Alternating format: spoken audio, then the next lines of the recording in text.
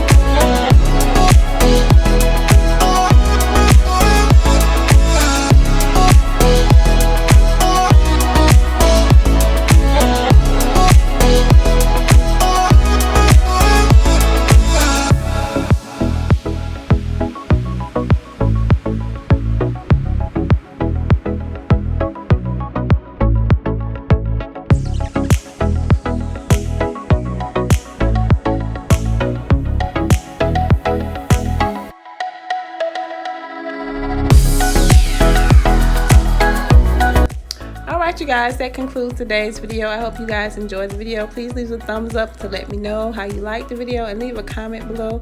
I wanted to let you guys know that I will have some upcoming vlog style type videos. Also a get ready with me, a chit chat. I haven't done one of those in a long time, and I just want to keep you guys updated about what's going on with me, how things have been going.